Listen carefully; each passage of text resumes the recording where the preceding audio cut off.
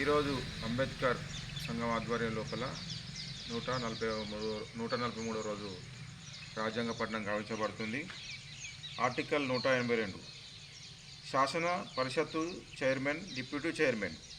శాసన పరిషత్తు ఉన్న ప్రతి రాష్ట్రంలోని శాసన పరిషత్తు సాధ్యమైనంత త్వరితంగా తన సభ్యుల్లో ఇద్దరిని వరుసగా శాసన పరిషత్తు చైర్మన్గా, డిప్యూటీ చైర్మన్గా ఎన్నుకోవాలను.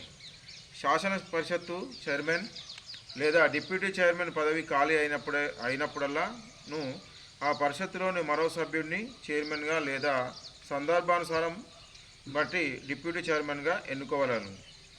ఆర్టికల్ 183 చైర్మన్, డిప్యూటీ చైర్మన్ పదవి ఖాళీ చేయుట, ఆ పదవికి రాజీనామా ఇచ్చుట, ఆ పదవి నుండి తొలగించబోట.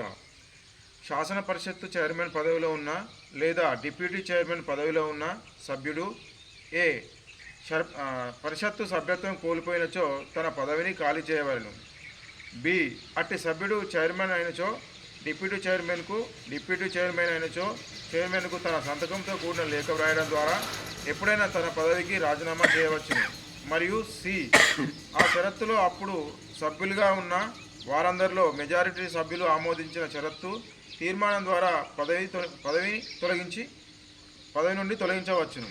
అయితే క్లాజు సి నిమిత్తమైనవి దానిని ప్రస్తావించవలను ఉద్దేశం గలదని నోటీస్ ఇచ్చి కనీసం 14 దినములు గడువునిచ్చినచే తప్ప ప్రస్తావించరాదు.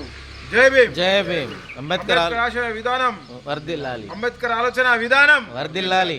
అంబేద్కర్ బాటలో నడుద్దాం. అంబేద్కర్ బాటలో నడుద్దాం. జై భీమ్. జై భీమ్. భారత రాజ్యాంగం వర్ధిల్లాలి. భారత రాజ్యాంగం వర్ధిల్లాలి. జై భీమ్.